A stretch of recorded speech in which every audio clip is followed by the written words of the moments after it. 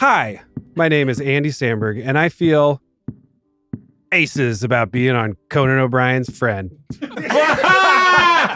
Oh my God. I messed it up. Oh, you slacker. You total slacker. It's your whole generation. Yeah. No, look at you with your skateboarding when you were a kid, Fucking give it Berkeley, to me. California. Yeah, lay into me. Right? Dig me out.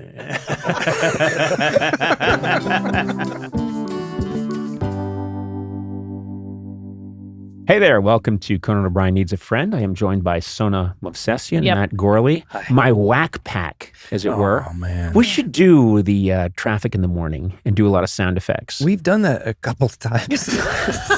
Sorry. Oh, no. We can do it again. No. I just hate when I'm reminded that it's too much. Yeah. We've had too much life. I That's think a there's- terrible thing to say. I That's think wrong. that's I take too that back. much I want life. much more. No, you Whoever's- said it. You said it. Damn it. I noted it down. I'm let's call it. I'm picturing Zeus on a cloud saying, "You said it." I throw a thunderbolt at you now. I think the whack pack is revisitable, though. Yeah. You know, if you want to do That's it quite a again. word, Yeah. revisitable.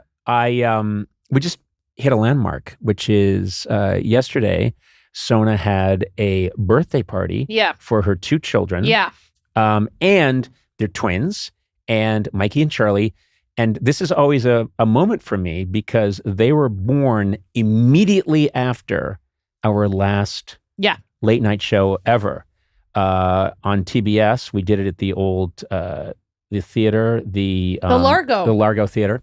And I remember saying farewell on the last late night show, leaving.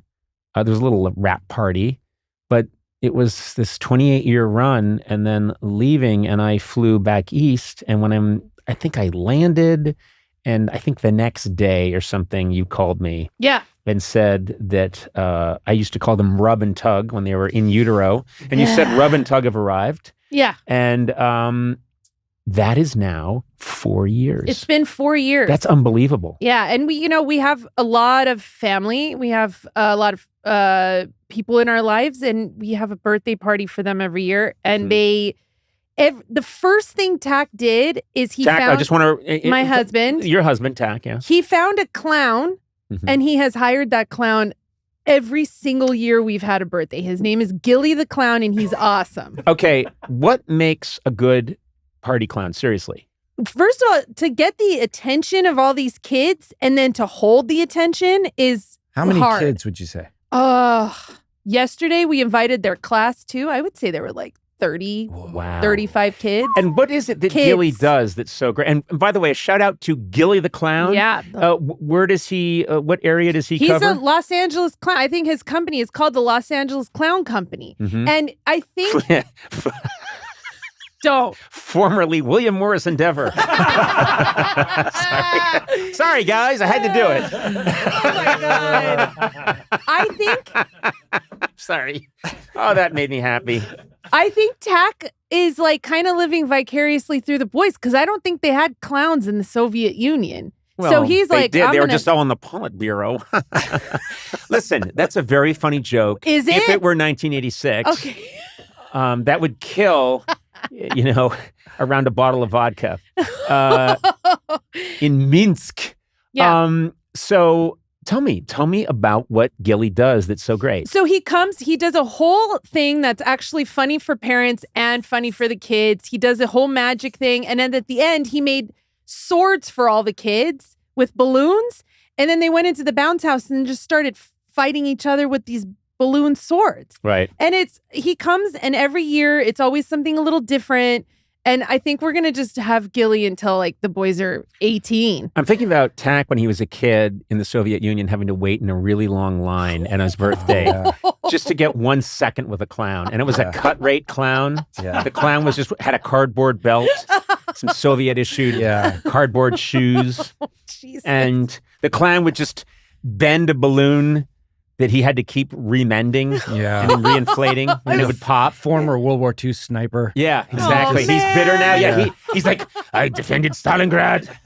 And I'm here with these fucking kids. Yeah.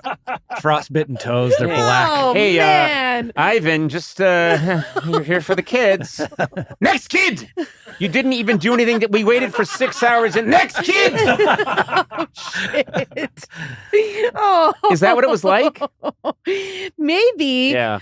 He takes a picture with Gilly every year. He loves Gilly. I want to see a picture of Gilly. It's the first. I'll show you. Yeah, and then we're going to post this. He's Okay, the go first. Gilly the Clown. He's from, what is it? The Los Angeles Clown Emporium? Oh, The wow. Los- Look at that. Oh yeah, Oh, that's Gilly. That's legit. I was expecting something a little more DIY or something. Yeah. No, Yeah. he's a clown. Okay, we can see that. Yeah. This guy Denver has to say, hey, by the way, I'm a clown. I know. He doesn't Look at him. fuck Just around real about quick, clownery. Go to He's the YouTube serious. channel or at Team Coco Podcasts on Instagram to see Yeah, and this. check out Gilly the Clown, and it looks like he's throwing a club at the viewer. Doesn't it? He is. He Yeah. can do it all. He can juggle. Wow. Yeah. He does magic. He does it's very funny. He does balloon Does he animals. do political stuff? What? He- Like what? I don't know. It'd be Oh, really wait, funny if he does was like, have other clowns under him? Like I think he sometimes you does. get like a second-rate Gilly or something. I don't know. Or like We've Gallagher only got too? Hey, you know the what? Gilly. if I hired Gilly and I didn't get Gilly, I'd be pissed. Yeah. You got to You know, ask for I Gilly. agree. No, he's the best. And we're probably Oh, he does custom characters. yeah. Gilly will create a special character just for your party. Hey, let's hire Gilly and see if he'll do some political stuff. Yeah, Nixon. Yeah. Yeah, yes, political stuff from the 70s. Oh, you'll never get those tapes. Cut to kids crying. We want the Soviet clown who defended Stalingrad. No. Even he's better than this piece of shit. Not Ivan. Nobody wants Ivan. We'll have them both. It's detente. Do something about Spiro Agnew resigning.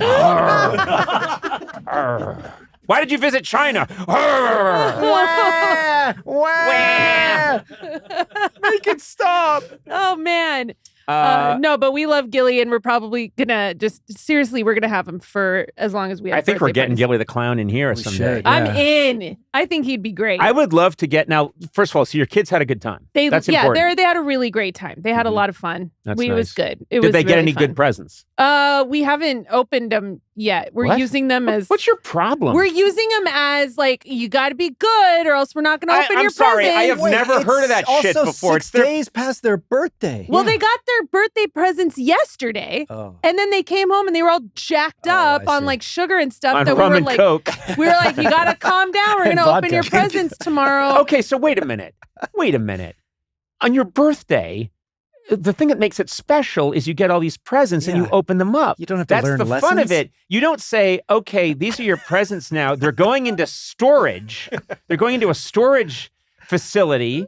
And You're off to boarding school. Yeah. We use anything we can to use as like a carrot for the boys. Like, be good, don't fight, don't Yeah. wrestle. if you don't want throw that want thing. nutrition and food, you better be good. If you want to get a full night's sleep, you better be good. It's hard. We're just saying, like last night we came home and we're like, you guys have to sleep and behave or else you don't get to open presents tomorrow. Yeah. And we mean it. And Yeah. it works. Yeah. No, Oh, ah! it doesn't work. It doesn't even work a little bit. Whoa. Yeah, no, Oh it my doesn't God. work at all. It you doesn't don't work get that at all. antibiotic until you're good. A fever at 106. Better be good. Or no, acetylmycin for you. Jesus, I don't like this. Again, this is tax Soviet upbringing. All joy must be withheld Yeah. in order for you to be good. Fall into line. Big Brother is watching. Right? I don't know. Okay. I don't know. Sometimes it works, but it didn't work yesterday. Of course it doesn't work. No. It doesn't Well, work. Happy birthday to the boys. Hey, happy birthday to the boys. That's the important thing. And Gilly the Clown, wherever you are, you're apparently very good at what you do. Yeah, he is. And I hope to meet him because he and I have something in common. We're both entertainers. And I was a clown at a birthday party once with my good friend who has since passed away, a guy that I did a lot of improv with back in the olden times, Mike Castagnola. Someone saw us perform together at a Groundling show. and said, we want to hire you. And they hired us to play a birthday party. Maybe you could team up with Gilly. Let me tell you what happened. What? We didn't know what it was. They said, we want to hire you. And we said, we're in. And then it turned out it was in the park, like in Santa Monica. And it was a kid's birthday. And these were little kids. And we showed up and we bombed. We brought our guitars. We were What were you trying dressed to like? I don't remember us even, we weren't dressed as clowns. Oof. Big mistake. Yeah, I know. That's the first mistake. Yeah. But I don't think we appreciated, these are little kids. I think we thought, we can improvise our way out of anything. No, these were little kids. No. We didn't know what we were doing. Mike Cassignol and I bombed. And if he were still with us on this earth, Mike would share the story of how we got nothing. And we walked away gutted. Oh. We walked away gutted. And This is your origin story. This is my origin story. Years later, you did a late night show with an all children audience. Do you think that was to make up for this clown party? Yeah. Possibly. It was another probably masochistic need to closure. return to my old feral pain. Yeah. But no, so I know how hard Gilly's job is. Mm-hmm. And so I'd like to meet the man. Yeah, he's awesome. He did not bomb. Crushed it. Okay, well, now you're just rubbing it in. Yeah, he crushed it. Little All right. kids, well, bigger good for Gilly. kids. Good for Gilly. Crushed it. Okay, let's Not- to listen. I bet he'd be even better at podcasting. Oh, yeah. What if Gilly then gets a podcast and eats our lunch, and then he's on Sirius and his channel is the next channel over and destroys us. Just has a podcast called Gilly Doesn't Need a Friend because I have a ton of friends. Yeah, Gilly is over to my Donahue. Just totally, no one's heard of me again afterwards. Just disappear. All right, my guest today was a cast member on Saturday Night Live and starred in the hit series Brooklyn Nine-Nine. Now you can see him in the new movie The Roses and in the Comedy Central animated series Digman. Very excited he's here today. Andy Samberg, welcome.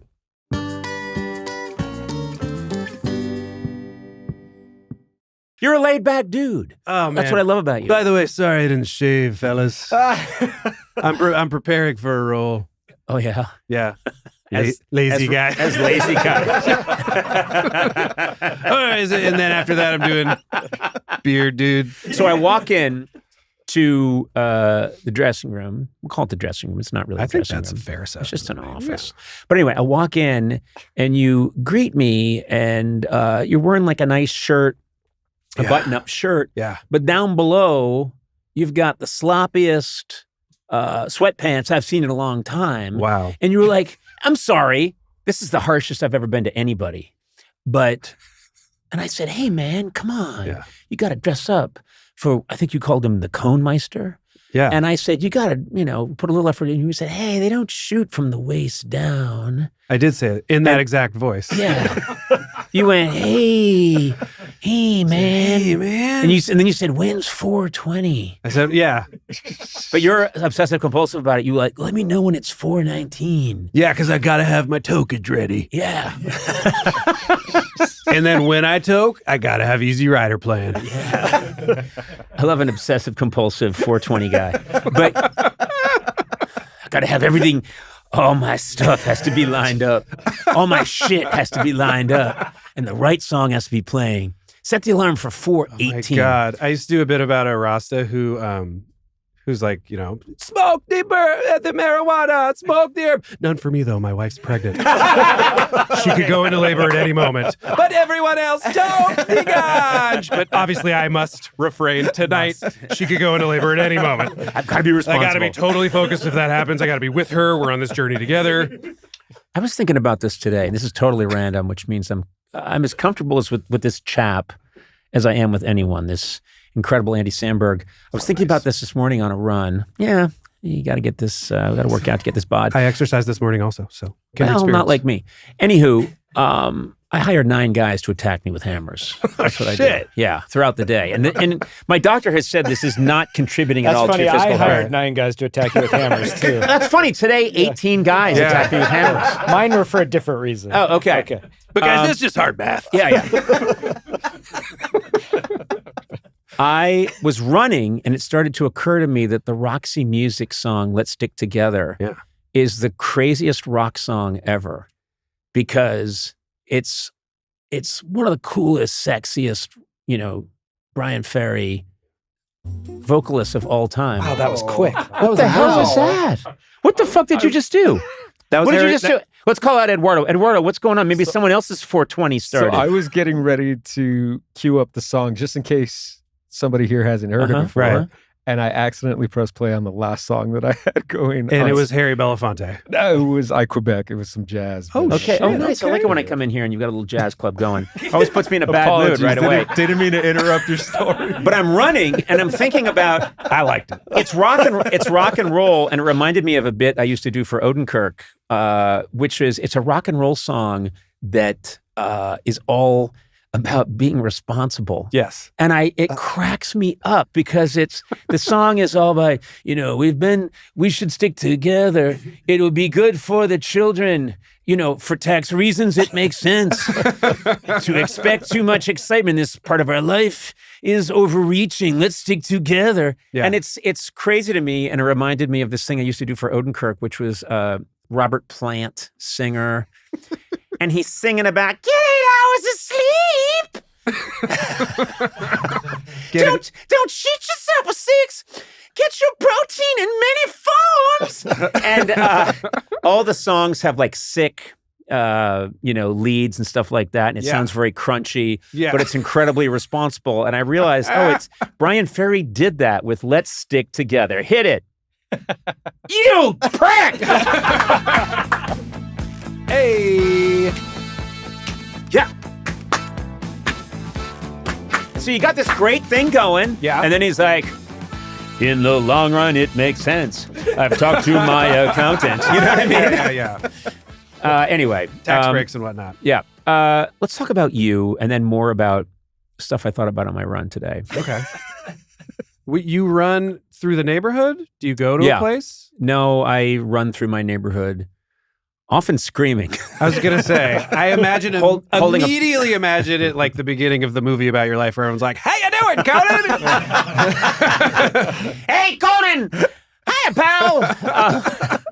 I do this when I see people, when I'm driving around LA and I see people jogging, I always pretend they're fleeing. It makes it really fun. I do. I always imagine. What are they running from? Yeah, I just imagine them running really hard, and they've been running really hard for hours from like a monster. Yeah. Well, I want to talk about you because Andy Samberg. Oh, yeah. I've been thinking about you today. Is that on your run? No, I think about important stuff on the run. Oh, sorry. I was thinking about you because I think you are this comedic linchpin between one era and another in comedy that's crucial. I think you were doing YouTube internet comedy before such a thing really existed. Sure. And I think you and your Lonely Island chums had, and I'm going to call your chums. We're unequivocally chums.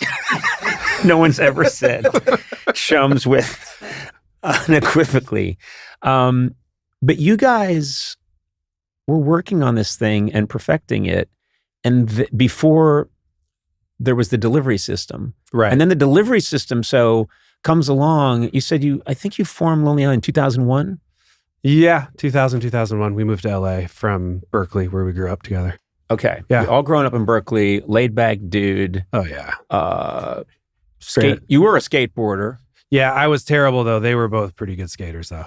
You were a 90s kid who was obsessed with 70s music. Yes. Which is really interesting to me because I was a, 80s guy who was obsessed with 60s music. Yes. I went back 20 years, so I was not listening to whenever people say, oh my God, you graduate high school in the early 80s and you head off to college, you must be listening to, and they come up with all these amazing early REM and all that. And I'm like, no, I wasn't listening to that. I was listening to all British Invasion stuff. Yes. And then I drifted before that, and I went into Sun Session Elvis and all that.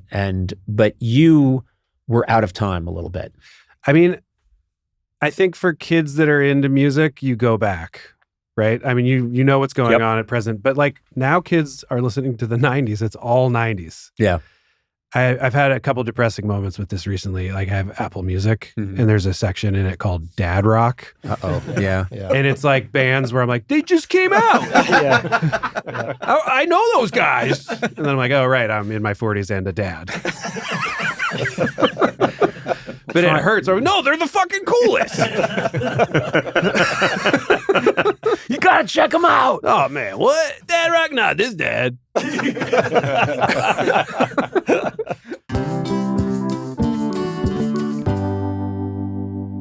You, Yorma, Akiva, you guys know each other from Berkeley. Yeah. And you put together this thing. I'm going to say 2001. You say 2000, 2001. No, fuck you. 2001. You guys start working on this comedy. And it's fascinating to me because I don't know when YouTube came along officially, but it's a huge event because I remembered immediately when the day someone came into my office. I think it was Frank Smiley, who's a producer. He came into my office, and I'm sure he produced all your segments on when you came on the show over the years. Yeah. But he came in and he said, "It's insane. Whatever you want, just type it into this site." Yeah. And so you'd say, I don't know. I remember seeing a thing on Green Acres once where suddenly he's in Paris. It's like this, he's upside down and he's in Paris for no reason. And there it is. And it broke my brain. Yeah. But you were crafting this comedy that I believe kind of changed many things. And I'm not a scholar, so I can't say you alone did this, but you guys had a huge impact because Lazy Sunday, Dick in a Box, I'm on a Boat, the stuff that you guys were churning out, I think was the essential DNA of what everybody's been chasing. Does that feel to you fair? I mean, it feels great to hear. Yeah.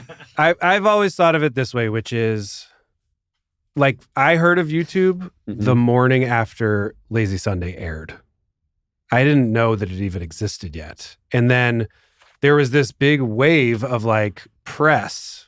Also, it was the Christmas show, so it like took it into the holidays. Which is great because it marinates. Yes. And everyone's like, we're all at home watching your video over the holidays over and over again. And there's no like new SNL episode to wipe it clean or whatever. Right. But it became this wave of press, not about us, but about the existence of YouTube and about streaming video and how it was here.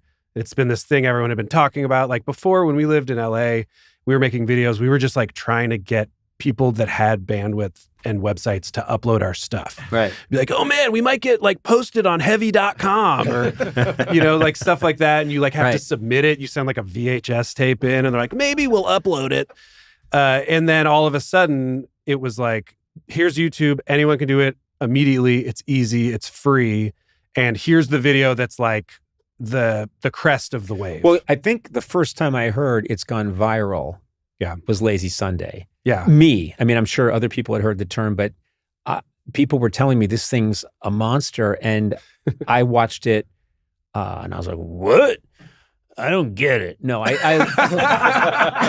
and I was like, I'm going to have him on what's called a podcast someday. And I'm going to tell him I don't get it. Yeah, fair enough. Yeah, I could always see the future very well. Couldn't see the present. Couldn't see that was really funny. I say that to myself all the time when I watch new things. I'm like, I don't like this, but eventually I will. In time, I'll love it.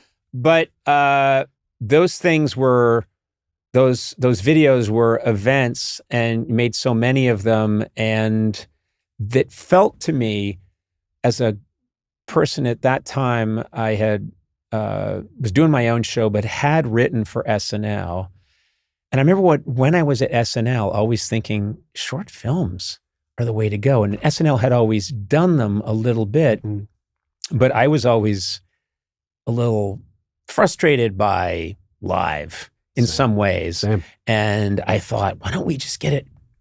I mean, because all my heroes it's Monty Python, it's all this amazing sketch comedy that has been, it's SCTV, where they've got it just right. And there was part of me that really wanted to do that. And yes, there had been short films on SNL, but when you guys started putting those out, it felt like you were doing the thing that I had been kind of daydreaming about in Yeah, some yeah. weird way. Yeah. Why doesn't someone do that? Yeah. Oh, well, I'll go back to bed. I mean, it was also because digital video at that moment, I just think about how lucky we were on so many fronts. Like, it was right when YouTube was becoming a thing that people were talking about. It was right when digital video could be made affordably and look good. Yep. It also like looked different from the live show. So it was a nice way to step out and be like, hey, this is our thing that looks different and feels different. The same way like the very first episode had an Albert Brooks film or something where you're like, whoa, what was that? That was on film.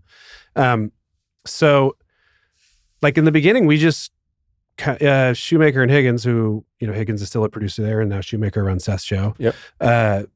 They knew we had made videos. Kevin Yorm had made a video while we were working there just for fun. And they were like, if you guys could do more of these for basically nothing, which is what we had been doing, and use the cast, like we're always looking for things to change over sets, basically. Yeah.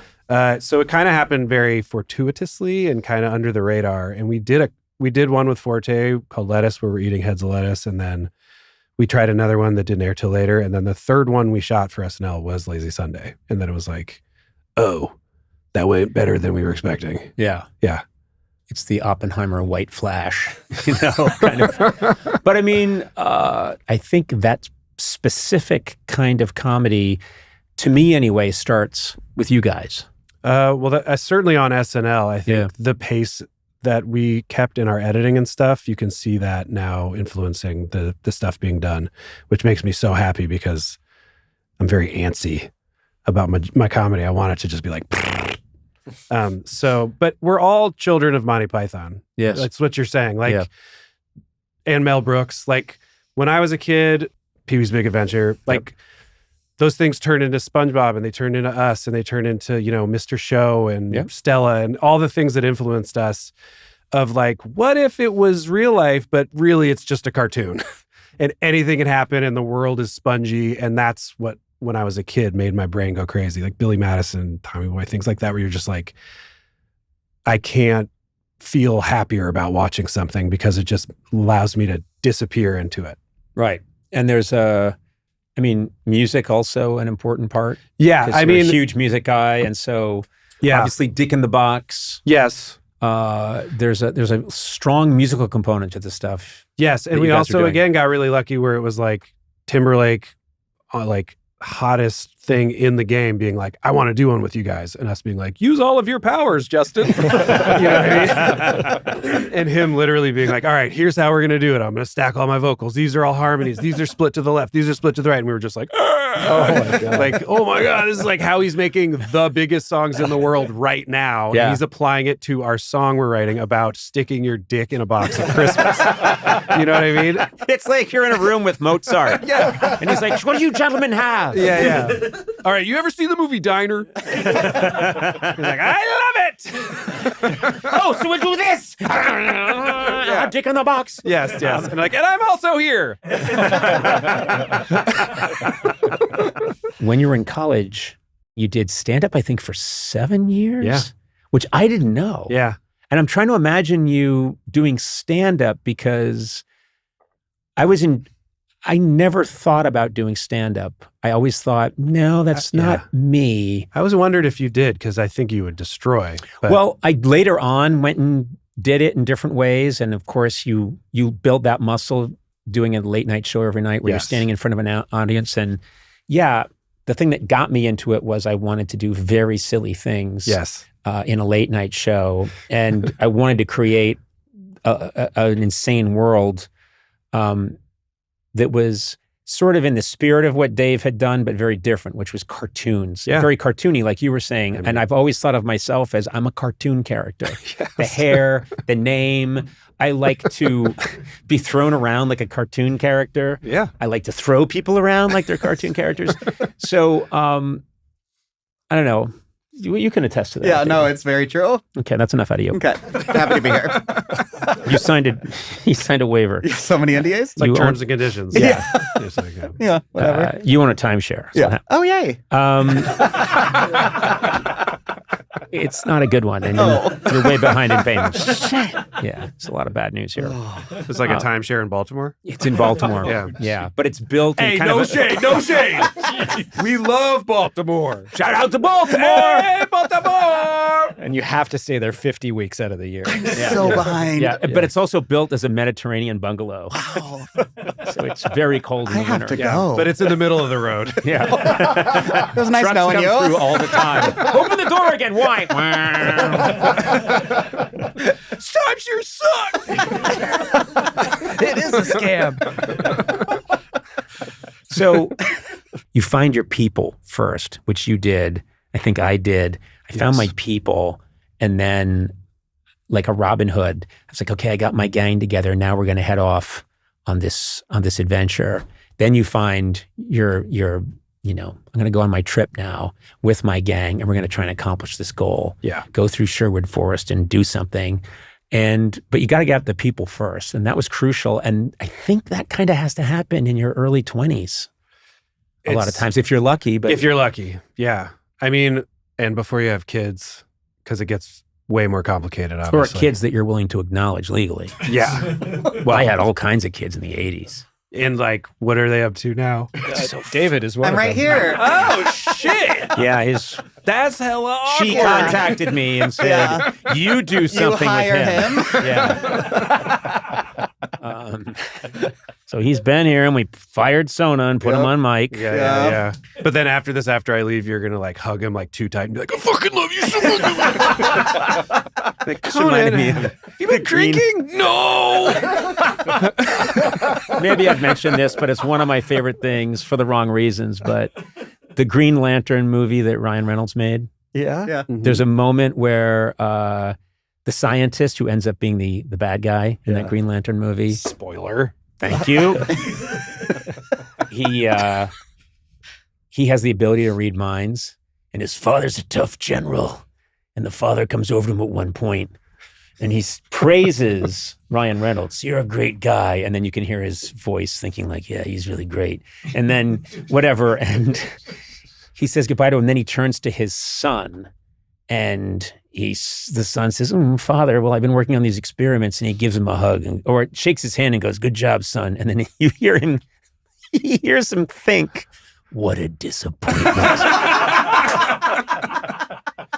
It's literally the Joe Montana sketch. Yeah, but it was for They real. won't bother me. I'll be masturbating. It's not supposed to be a laugh line. I laughed. I saw it in the theater. I think someone was coming on for the late night show, and I saw it in the theater, and the general hugs son played by a famous actor. Anyway, Brad Pitt. no, Ryan Reynolds. Clark Gable. The little tramp himself, Charlie Chaplin. Well, I was going to say no, but because you said the little tramp himself, Charlie Chaplin, it was Charlie Chaplin. Anyway, the idea that I would hug my son and go, good to see you, son. What a disappointment. So I told my son this, and I do it with him all the time. I hug him and I go, I love you. What a disappointment. Like in his ear. Anywho, Eduardo, why don't you just miscue another track? Fucking shots Jesus, I'm fired. fucking sorry. Shots fired. Yeah, left and right. What a Peter disappointment. Skarsgård? Peter Skarsgård? No. Damn it. That's why I didn't say anything. Anywho, doesn't matter. Doesn't matter. We'll edit this out. It'll be chopped together. You'll do a nice little chip, chip. You know who it could have been? Blake Lively. She was in that. Oh. That's right. That's where they got together or met. Something like that. I don't speak on things like that. Wow. You're principled. Oh, yeah. That's their private life. Whoa. And I think you're a little gassy, too.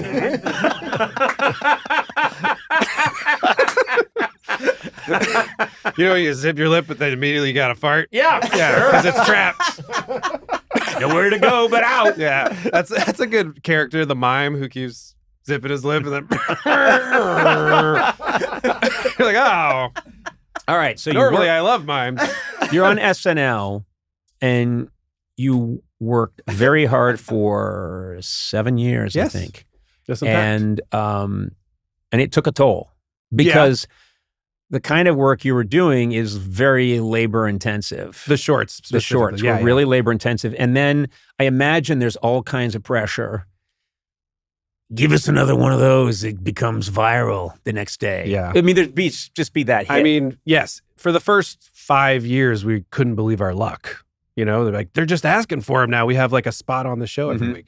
But not coincidentally, after 5 seasons, Keeve and Yorm both kind of left and were half working there, half not. Keeve went and made a movie. Yorm went and made a movie. And it started getting a lot more difficult physically and creatively. Yeah. And so by the end of the 7th season, I was like, I don't think I can do it anymore, basically. So I went back for the 50th. Yeah. And I was in the audience and really enjoying the show. And then I think the 3 of you did a short about anxiety. Oh, yes, at yes, SNL. yes. And I did it with Mike Diva, too, who's a director there now. And it is about how many people talk about the anxiety of working on SNL. Yes, yes. And it's funny because you're kind of taking a piss out of that old saw that, you know, it's like going into battle doing SNL and the anxiety involved. But also at the same time, you're honoring that it is true. And it was really funny. I loved it. Thank you. Yeah, there's a whole section of it where I start singing If These Pipes Could Talk, because it's talking about how everyone who ever worked there gets IBS, basically, from stress.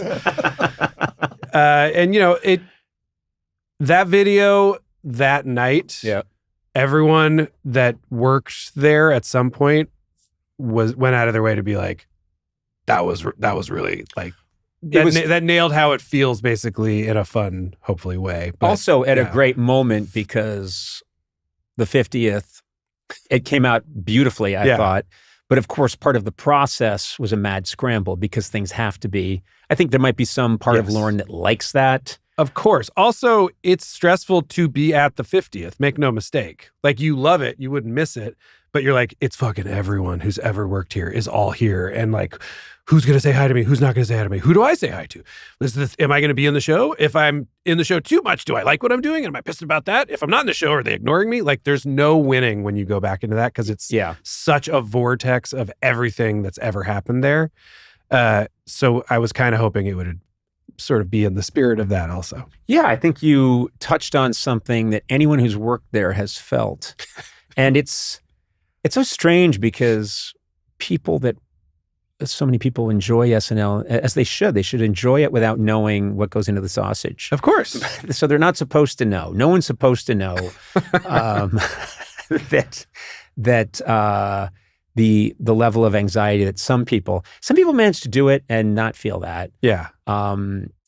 That's not how I'm built. I always felt, and I was a writer. I was not a performer, but just as a writer, I felt like there was a gun against my head all the time. It's designed that way. Yeah. It's a pressure cooker, but also, like, I personally went through that process and I still love it the same as before I worked there. Yeah. Because it gave me everything I had hoped it would ever give me, and I loved doing it. Yeah. And so you have to recognize when it's time for you to leave, because you can't physically do it anymore. Mm-hmm. And if you can do that, I think it's fine. I mean, every job is hard. Yeah. Like, you go to your doctor and they're all cheery, hopefully, but like, they went to med school for like 70 years or something. So like, it's a job and it's work, and you do that work, and your job is to make it seem like it's fun and just let the fun part filter through onto the show. Right? And yes, I disagree. No, I disagree, but you disagree, but say more about that. I just think you're wrong. And you think I'm stupid and ugly? Stupid and ugly, yes. But I hope that was implied. Yeah.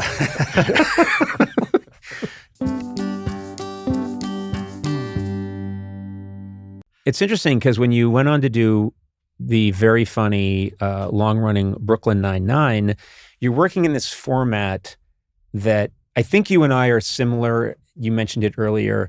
You kind of want to make something and have it be out there pretty soon. And if you're making a short film, or if you're in a sketch, or I've always loved the world of think of it and then it happens pretty soon after you think of it. Yes. And I struggle in the format of, I mean, I don't even know how people make movies. What little I've seen of it, the idea that you would spend years of your life and not know. You would drop a nickel and not into a well and not hear it splash for 7 years and then get a critique. And it splashes when you're busy doing 6 other things. Yes. That feels very strange to me. And even the rhythm of doing a Brooklyn Nine-Nine would be very different Yes. than, what you got? What you got, kid? What you got? What you got? Yes. We got to a point, I mean, in our first 5 or 6 seasons or something, we had like over 20 episodes a season. It's like that old school series order. So we would reach a point where they were being written and we were shooting them after the season had started airing. And when you get into that rhythm, it's a little more stressful, but you can be like, hey, if I think of this joke today, it'll be on the air in like a month, 2 months, right? Which for a TV show is pretty good. Yeah. The thing about making Brooklyn that I loved, I mean, there were a million things I loved about it, but to your point earlier about doing the digital shorts at SNL is controlling the edit. Yeah. And just being like, if a joke is a dud, it's gone. Like the freedom of that feeling of knowing we're not going to expose anyone in our cast, we're not going to embarrass ourselves, and we're going to make it as tight as it needs to be or as slow as it needs to be for that thing. But something I was really proud of about Brooklyn Nine-Nine is that it flies. It really just goes and goes and goes. And that's something I really love personally. Yeah, pacing. And I think of all the great clips that I watch over and over and over again from some of my favorite comedy movies, whether it's the Marx Brothers or W.C. Fields or whether it's Peter Sellers' Clouseau. Dude, Who's on First? Yeah. I showed my daughter Who's on First because I was like, you should know what this is. They are flying. Yeah. Abbott and Costello's famous Who's on First routine. And the other thing you realize about that, to be a total comedy nerd for a second, is what a great straight man means. You always think of Abbott and Costello. It's Costello who's the big, clown. And you sometimes think, what's this straight man really doing? He's just saying, now, wait a minute. Oh, it's the whole thing. But he's fantastic. Fantastic, yeah. His job is to keep the line tight. Yep. So that the other person hanging on doesn't sag. And what are you doing? What are you talking about? It's just that it's so fast. The ball is just in the air. The whole time. It's incredible. And, you can tell they've done it a million times. And back then it was much more like you work your act across the country and then you put it on tape, which maybe we should be doing more of. It's pretty incredible when you see those performances. It's just a whole different skill set. Yeah, it was a different era when people would have an act for a lifetime. Right, yeah. So you would have your act, and you think about what's happened because of technology is you can work on an act for 25 years, and then they say, congratulations, you've got a HBO Max stand-up special. And you do it, and they go, great. You're nominated for an Emmy, but you didn't get it. But anyway, Who really? are we talking about? No, not me. No, I know. But no, what I'm saying is that it's a quick hit. The rush is over. It's a very noisy world out there. And you just did something you've been thinking about for 15 years that you've tested and tested and tested. And now what else you got? Yeah, it's tonnage now. It really is. I mean, comedy has always been that a little bit. You're only as funny as the last thing you did. What if we had that principle on this podcast, but it was about the last thing you just said? Right.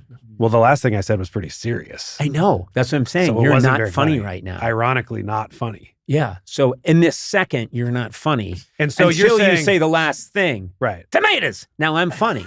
Now you're really funny. Yeah. I'm almost like scared by how funny you just got. Yeah. You're now still not funny. And if you're still speaking seriously. If I'm being serious and it's not funny, trigger warning, I have to kill myself?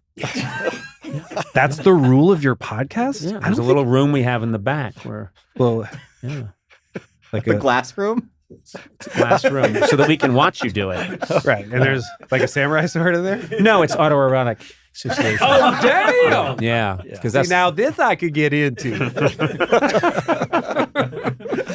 Are you a happy chap now? You seem like a very happy fellow. I'm pretty happy. Were you always pretty happy? Always pretty happy. Damn it. I know.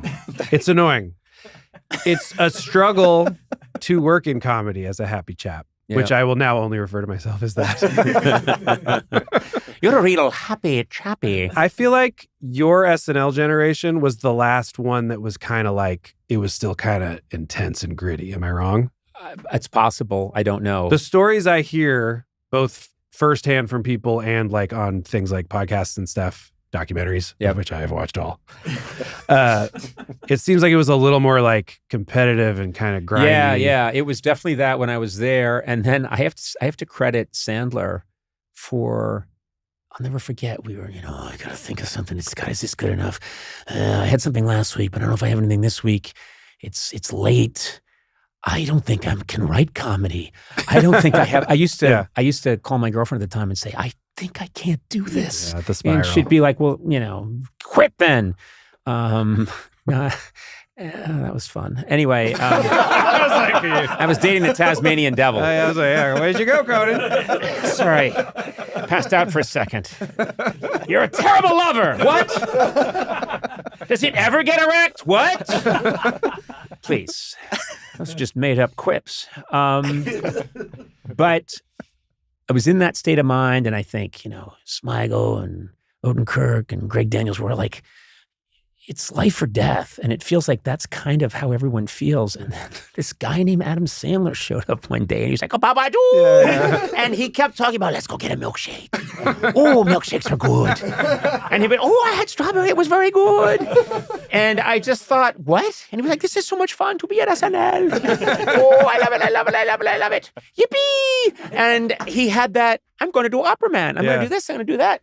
This is great, guys. And then I remember he came out with a movie, and when the movie was premiering, he rented a big bus with all of his friends that made the movie, and they drove around and they got milkshakes.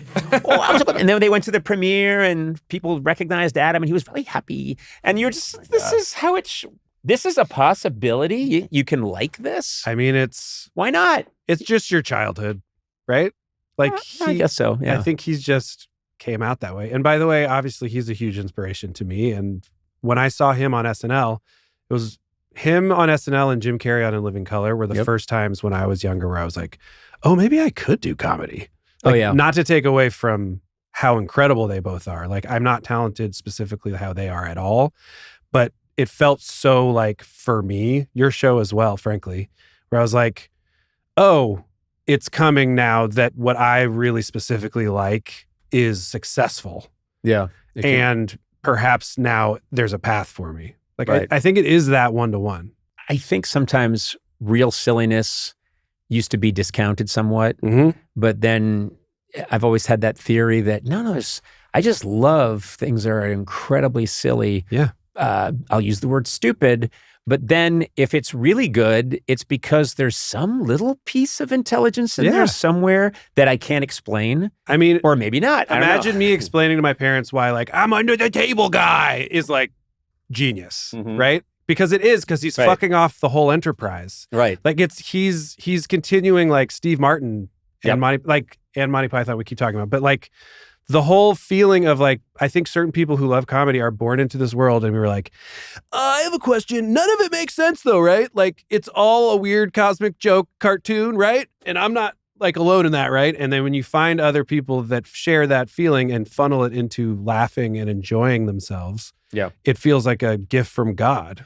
You're like, you made it to Hogwarts. Yeah. Yes, it's exactly how it feels. By the way, the most irresponsible school to send your children to is Hogwarts. Say more. Well, thank you. If only I had a mic and a podcast. Can you imagine sending your kids to Hogwarts and they're killed in a massive battle? Also, like that happens all the time. I'd be like, I don't know if we should send them back next year. Yeah. Did you know that 11 kids died playing Quidditch this year? Yeah. People are constantly imperiled and dying, and I think the school has to publish these facts. They do have to put it out there. I'm just saying, I watch that all the time. This is stand-up. You imagine getting the email from Hogwarts in the summertime? We promise Voldemort's not going to be there next year. I know some of the parents were concerned. Voldemort showed up, killed hella kids. We have taken care of it. We assure you, our school counselor has talked to them. You're just like, oh, man. Yeah. Okay, he did come back. This time he's like a squishy little like widget underneath a 400 bench. kids died in a great battle that destroyed most of the school and puts any mass shooting to shame. by its sheer scale. But anyway, we could use money this year for our library. We heard there was a Dementor in your child's dorm room. We're going to give you a 20% discount on that. Right? That's a bit. Should we do a stand-up special? I think you and I should do a stand-up my special. We'll talk about the money. Okay. I assume 90-10 split. You take the 90? I get the 90. Yeah, because seniority. Well, it's not just seniority. Height. But also Quality. I'm Catholic. More famous. No, I don't think that. I do. But anyway, I feel like now you're working because of everything you've done. And this is what I'm happy for you about is that I did all these things that I'm very happy about. And then I find these things that I don't even know what they mean to people anymore, but I enjoy doing them. Yes. It's fun. And I love that. And as long as the rent's paid, I'll do the fun stuff now. Yes. And I really do look at these younger generation of comedians and I'm just delighted. Stuff, when I see good stuff, it makes me very happy. I don't feel, God damn it. Agreed. Well, they were sucking the lifeblood from me. But you get to do these things now, like this animated series, Digman. Yes. Which is a really funny idea because you grew up on Indiana Jones. Yeah. And the Mummy and, this notion that archaeologists are like the national treasure. Yeah, like the coolest people in the world. And it's just a universe where you are told to accept that. Yes. Where you're like, archaeologists, whoa. Yeah. So yeah, me and my friend Neil Campbell wrote a whole show where that's basically the world where like archaeologists are the biggest celebrities. And you know what I love is that we all accepted it. I mean, when... I'm quite a bit older than you. I got 2 decades on you. And I remember when Indiana Jones came out and I never for a second thought, not for a split second did I think, wait a minute, archaeologist. They would show him teaching at school and then going out around the world. And it was the most exciting thing in the world. And when I knew that you were coming on, I thought, and we were going to talk about Digman, I thought, it's just so funny to me, the idea of you could take footage of real archaeologists doing what they really do, but put the Indiana Jones theme to it. Dun, dun, dun, dun, dun, dun, dun, and it's people just looking at geological maps for years to try and look where maybe the fault came together and there used to be a river and then slowly digging, but being very careful. The little brushes. Yeah, little brushes, but then dusting vases. The local government has asked you to do a stay because they want to examine what you're doing more carefully. So they shut down the site. Bum, ba-dum, bum, bum, bum. You respond with legal letters. Dun, dun, dun, dun, dun, dun. Now the site's been reopened. Just more slow dusting. Yes. Dun, dun, dun, dun, dun, dun. And then lifetime over, never really found anything. Dun, dun, dun. Roll credits. Credits. Really long credits. Like there were tons of stunts.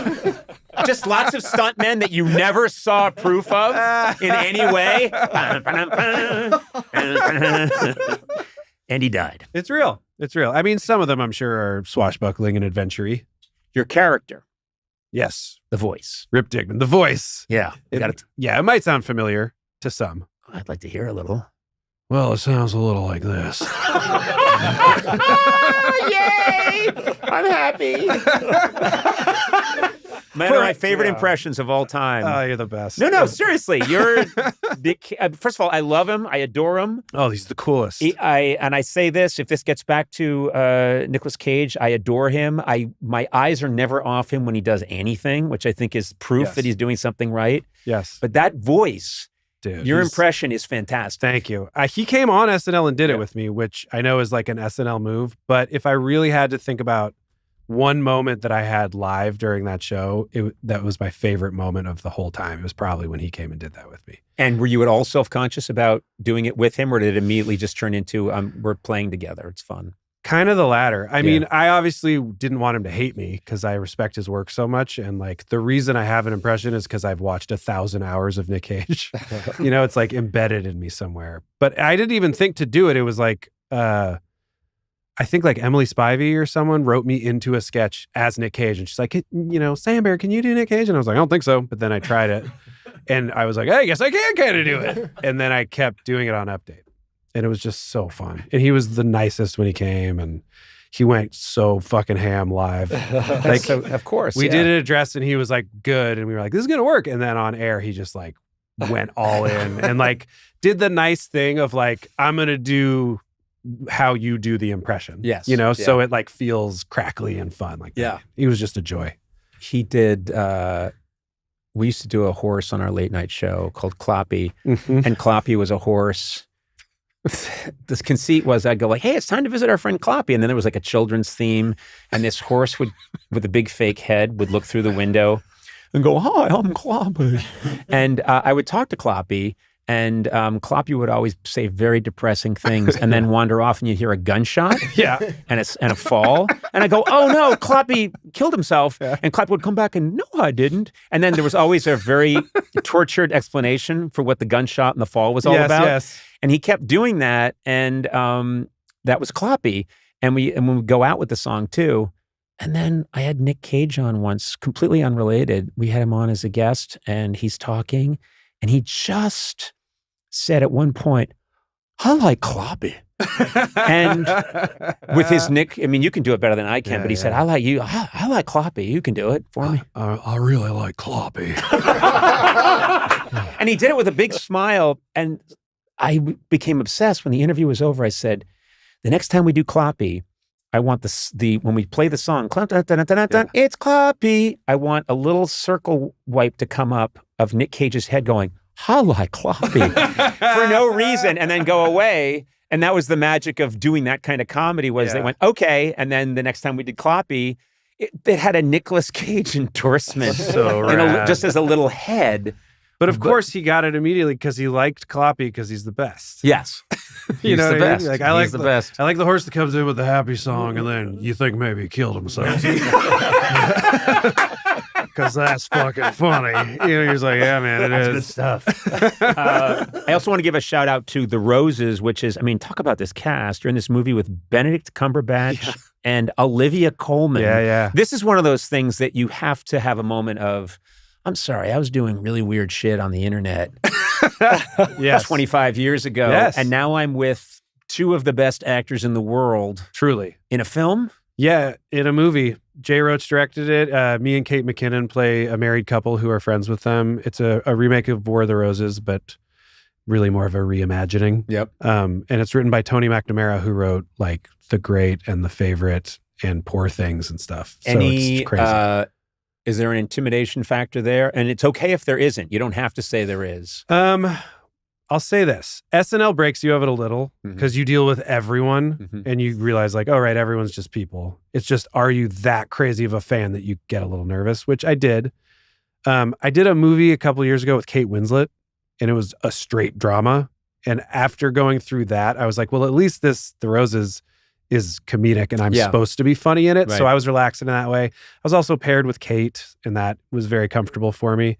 But I'm not unaware that I'm in a scene at one point with Cumberbatch, Olivia, and Allison Janney. And it's just the four of us. And it's like a big scene. It's And the ghost of Laurence Olivier. yeah, seriously. Ooh, boo! Yeah. Like, yes, honestly, like Daniel Day-Lewis is like, mind if I pop in? And you're like, oh, get the fuck out of here! No! I'm just trying to memorize my lines. Get the fuck out of here. But you start and you're nervous and you're like, oh, here comes that day. I know that day. And then you do it. And as soon as you do a couple of takes and it's working and it's really funny too, which I just know is what I do. Yep. I'm like, all I can think is like, this is so fun and this is so cool. And they're all so nice. Like Olivia came from comedy. Benedict's hilarious. Janney is a legend and so funny. So everybody's nice. They're all like lying and saying they're nervous too to make me feel better. It was very warm and very fun. I remembered rewatching Hot Fuzz recently, and Olivia Colman's in it. Yeah. And her name is like 15th in the credits. Yeah. She's hilarious and she kills it, but I think total she maybe has 9 lines or something. Oh, yeah. I mean, she was banging around, doing stuff and being really funny. And then everyone was like, what if we let her do drama too? Yeah. And it was like, oh, I see. You're like one of the best. You're one of the best ever. Yeah. And Cumberbatch was funny because I played a detective on Brooklyn Nine-Nine, obviously, co-created by Dan Gore. And Dan Gore, a former writer of mine. That's why I bring it up. Betrayed me and fled in the foolish thought that he could have his own hit. Well, it never happened for you, did it, Dan? Conan, Brooklyn Nine-Nine was a huge hit. People love that show. Shut up. Sorry. I'll do all the voices if I have to. That's fine. It's like a radio play. It's good. But anyway, when I would have like a big case solve monologue on Brooklyn Nine-Nine, I would often say, everybody stand back. I'm about to start Cumberbatching. Because of Sherlock. Yeah. And no one, speaking of speed, which is my fave thing, I keep telling, doing like fast dialogue, perfect diction, tons of thought going into every line, taking you through this journey of like Sherlock Holmes is solving this crazy, intricate thing. He was like, when it came to the detective stuff, that was my North Star. Yeah. Where I was like, the look and feel should be McNulty from The Wire, and the speed of the solves should be Sherlock. Yes. So it was cool to get to work with him and see him like do that in person. Well, you're living the dream. Think about it. I feel Because you're here with me. Bam! I made it about me Bam again. and bingo. Podcast! Podcast. The best thing anyone could ever do. When they're bad, it's okay. When they're good, it's okay. Everything's okay. It's a podcast.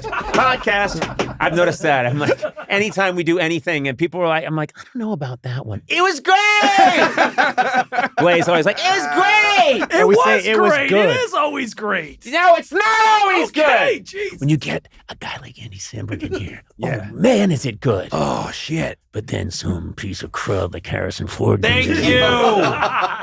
Thank you. And if you're listening, Harrison, I'm coming for you. That'll scare him. I want to thank you for being here. I also want to thank you for always being one of the nicest, just most relaxed, hilariously funny people I've ever known. Seriously, you're just you're a ray of sunshine. Seriously, and Thank you you, make Conan. me. And when you show up in your goddamn baggy pants. What did you say? You said the quick Lorne story at Wimbledon. Oh, yeah. So Because I brought that up and you brought up something and I said, oh, let's do it on the pod. yes, you said you're wearing sweatpants. What the fuck, basically, in a bit voice. Bit voice. Yeah, I wasn't hostile. Yeah. Yeah. No clickbait. Conan O'Brien thrashes Andy Samberg for wearing fucking sweatpants, piece of shit, fucking slacker. All right. Long headline. Do you, internet? So yes, I said, do you want me to change pants? And then I said, oh, that actually really happened to me. I went to Wimbledon with Lorne last summer, and I got it. We were going to sit in the royal box, which is she as fuck, obviously. And I got an email being like, dress code, this and that. I was there shooting the roses, and I didn't have any like nice pants with me. So I was like, I got black jeans. That's gotta fly. Black jeans are not like normal Yeah, I would jeans. wear black jeans to a funeral, and I have. Exactly. I would wear them to my own funeral. Okay, that's just stupid. Why? You went too far. Hang on, I gotta burp. Let's get a rewrite on that.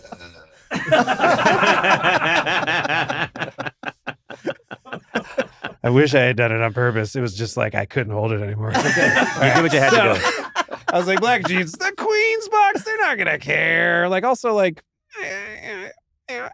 Little A. Samberg here. Yeah. Hello. I'm not like unknown in the UK. So You're a huge star in the UK. just I'm went just full Jack Black. kidding. Yeah. Okay. I'm not unknown. So we show up, walk in immediately. You can't wear those pants. I was just like, oh no, fuck! I fucked Lauren. I ruined his vacation. And they were like, no, it's fine. You just have to put on some of our Wimbledon brand khakis. Oh, of course. So they take me into a building, into a giant conference room, empty, with like 5 pairs of Wimbledon brand khakis on the table. And they're like, yeah, whichever one's fit. And then left. And I was like, I guess I'll get into my underwear. So I change out of my jeans into the Wimbledon khakis. They're not a nice fit. No, not a flattering fit. Not flattering. I'm not a khaki guy at this point. No. And, hugging in all the wrong places. But I'm like, it's forlorn. Yep. So come back out. They're like, oh, thank you so much. Sorry about that. Sorry. No. I'm like, yeah, it's fine. Walk out to the Queen's box, sit down. And as we sit, there's like, ladies and gentlemen, the person's hurt and then retired. The match is canceled. Enjoy mixed doubles. And everyone in the royal box stands up and leaves. Wow. And we're just like, should we get some tea? So your autobiography will be entitled Khakis for No Reason. Khakis for no reason. Or like, piece of shit. What?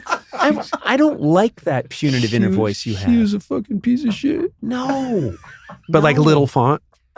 No. So ellipses. No. Little tiny font. He was a piece of shit. No, Andy. The point is you were a piece of shit. In the past, but In now. the past. But that was 6 then months ago. I was going to ask you the timeline. Super late. I was like, give me the timeline. You pulled it out. Andy Samberg, I'm going to let you go. Congratulations on everything. And this has been, I don't know, I need to pay someone because this was so much fun. So just name your amount and we'll. Yeah, like $6. Wow, I got off easy. Okay. All right. I do have fun, Andy Samberg, God bless you. Thank you, Conan.